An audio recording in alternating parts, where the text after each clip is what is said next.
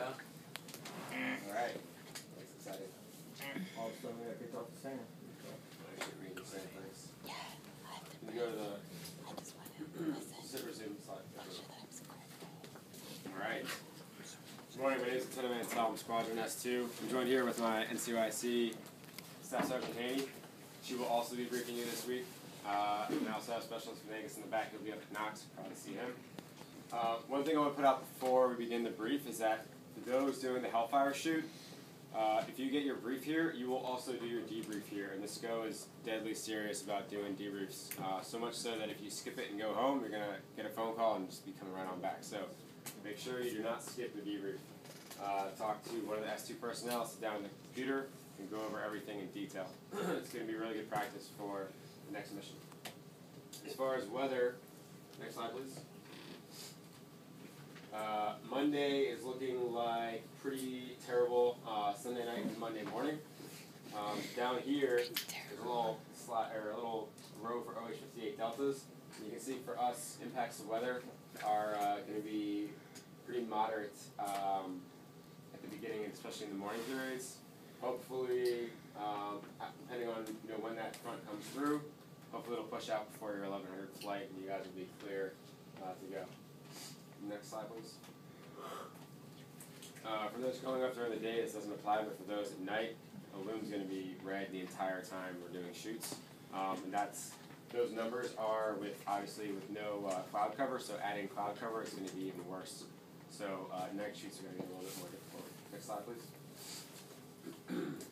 Here's your AO. I don't have a laser pointer, so I'm going to walk around the map, but this is Yano range, TOC. This is your FARP, and then over here you have Godwin, which really isn't pertinent. Other than that, the UAVs are going to be flying out of there. Next slide, please.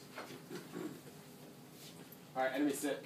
So Yano range, which we're calling Tarnak Village, is for the purposes of this exercise, the Taliban lethal aid facilitation hub.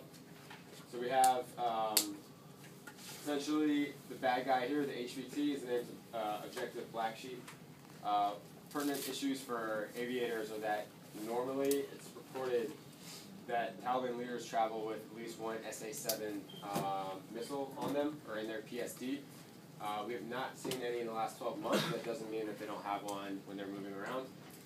Additionally, they're supposed to have a Hilux with a mounted Dishka in the back. So that's another, obviously, weapon system of serious consideration for us.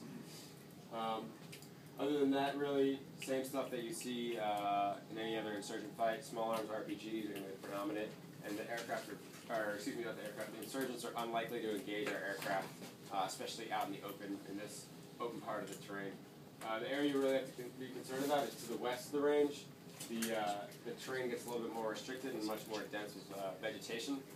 So that's an area where insurgents could have possible cover and concealment and would be more likely or feel a little bit more emboldened to engage an aircraft. Next slide, please.